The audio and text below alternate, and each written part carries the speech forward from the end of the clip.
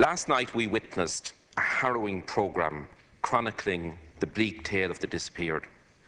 These are the silent witnesses to some of the grimmest and most cynical crimes of that troubled time.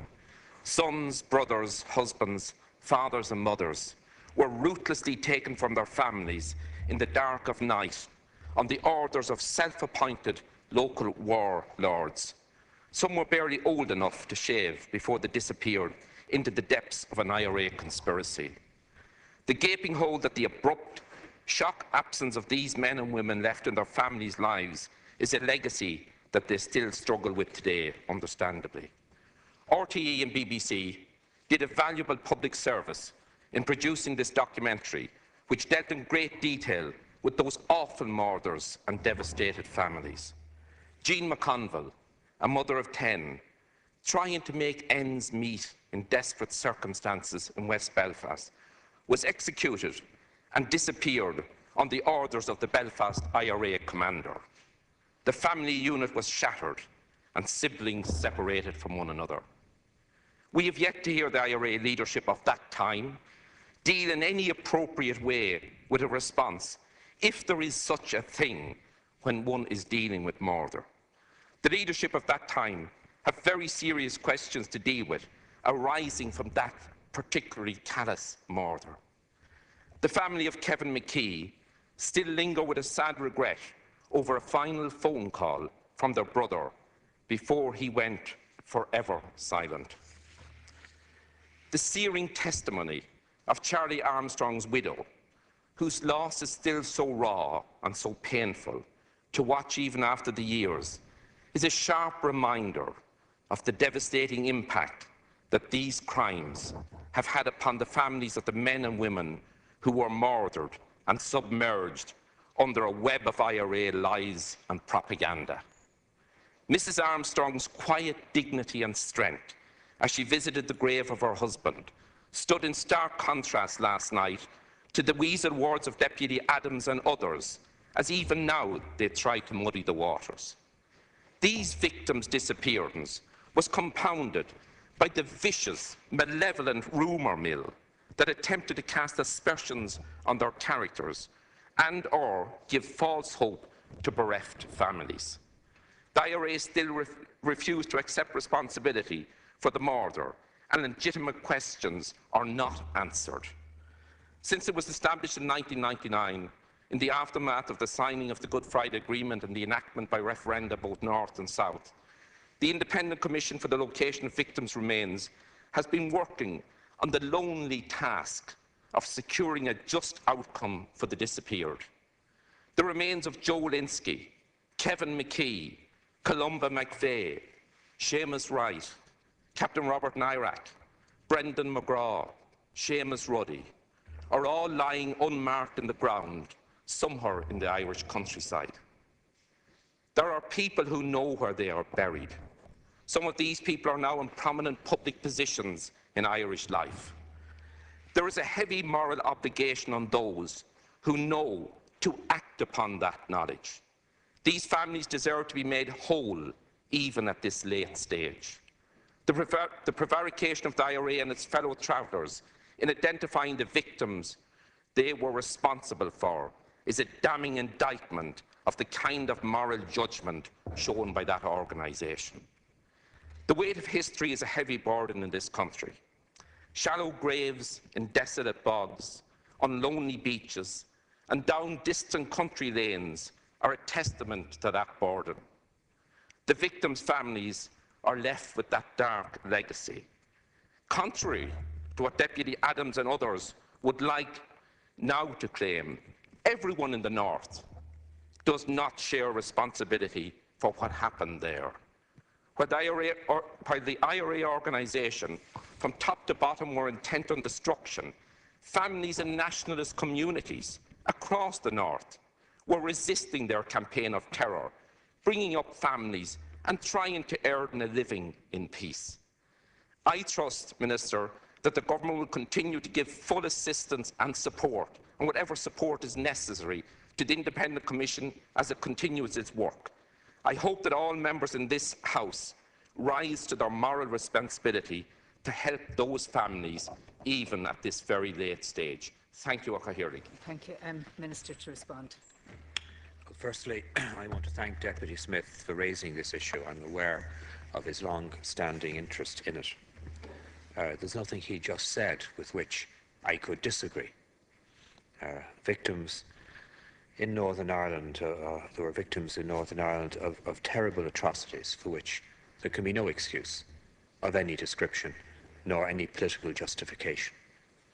Over the course of the conflict in Northern Ireland, a number of people were murdered and buried secretly by paramilitary organisations, mainly the Provisional IRA. They've become known as the disappeared, as have others in other continents and countries similarly treated.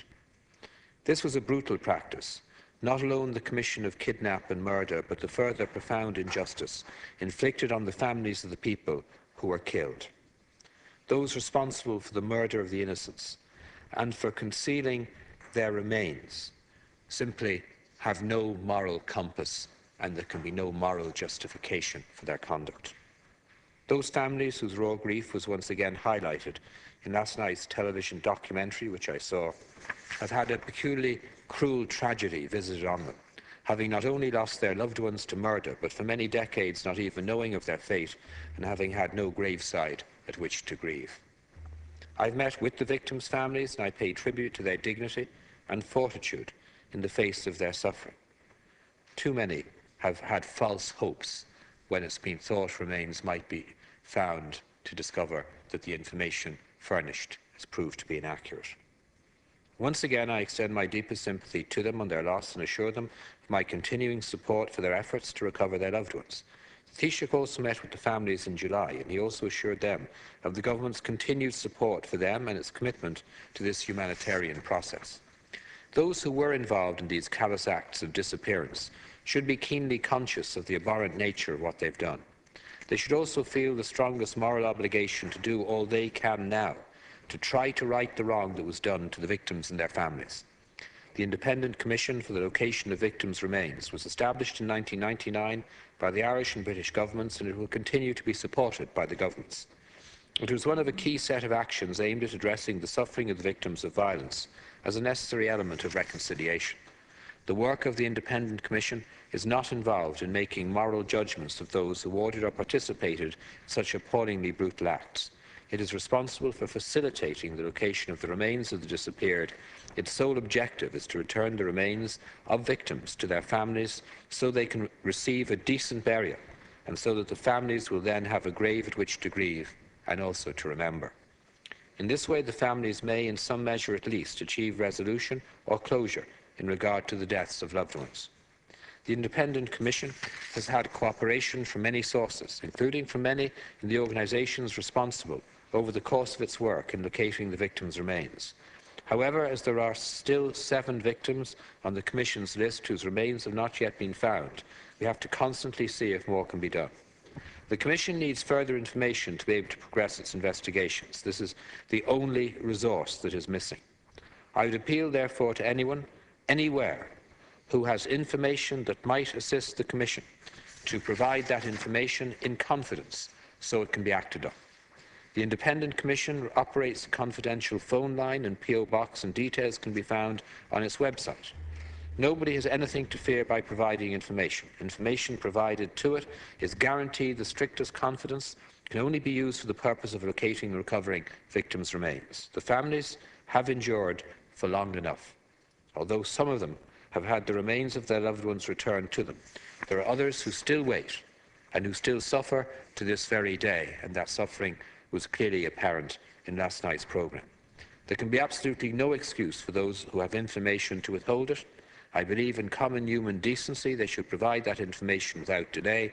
I think both RTE and BBC should be congratulated for the programme that they put on, that they broadcast last night, for yet again detailing the plight of the families, the suffering they're enduring, and the need to ensure missing information is furnished. Deputy, there's a very short time. Yeah, thank you, Ochahirig, and I welcome the Minister's very, very clear statement, and he summed up very well the huge grief and the anguish that so many families have gone through. As you said, Minister, the request of these families is a very small one. With courage, with dignity, These families have outlined very clearly that they want a final resting place for their loved ones, where they can lay flowers and say a prayer. Again, let us all recognise that these are simple requests. People with knowledge of the location of those people murdered in horrific circumstances must come forward and give every possible assistance to the Commission. Time is definitely on nobody's side. I'm wearing here this evening, it's probably the first time in my 21 years in this House that I wore an emblem or a badge. It's the badge supporting the families of the disappeared. And I was a very close friend and colleague of the first Commissioner, John Wilson, the former Taoiseach. And I was familiar, as Minister Shatter said, with the work of the Commission from its early days. I was appraised of it in general terms, never in specific terms of what family. And I knew from the word go the terrible anguish and the simple requests made by those families where they had lost a loved one in horrific circumstances. Please give us back the body, that we can have some type of closure. And that's an awful bad phrase, I know, but where we can lay flowers, say a prayer, and have a final resting place for their loved ones. Maybe in this House we should have a debate to keep this issue in the public mind, that maybe some of the people who have that relevant knowledge will come forward and assist the Commission in its very, very difficult work. And I don't underestimate the difficulty involved. But as I say again, time is on nobody's side. Thank you, Cahill. Thanks. Minister, the time is actually just up, but if you want to make a very brief response. I'll just very briefly join with Deputy Smith in just making a few comments. I think anyone, either outside this House or indeed inside this House, who has any information or has any influence over those who have information should use it. We and indeed all right-thinking people are at one in our view that ending the suffering of the families who still await the remains of their loved ones must be a priority. The Commission has had the support of the Irish and British government since its establishment. It will continue to have that support. Officials in my department who provide the Secretariat function maintain almost daily contact with the Commission and indeed with their counterparts in the Northern Ireland office. The Commission's most recent operation in search of the remains of Columba McVeigh at Bragan Bog in County Monaghan concluded in September, unfortunately without success. However, the Commission remains ready to act on any credible new information or evidence it receives with regard to this or indeed any of the other outstanding cases. In concluding the debate on this issue, let me emphasise once again the fundamentally humanitarian intent of the two governments in establishing and supporting the Commission. We are all conscious of the social and religious importance attached to the rituals of proper burial of the dead. The families of the disappeared have been denied those rituals, and our shared objective must be to address the humanitarian imperative of returning the remains of the victims to their families. Everybody, no matter what their background, who can assist in achieving that aim must do so, and we will continue to do everything we can to provide the Commission with every support in its work.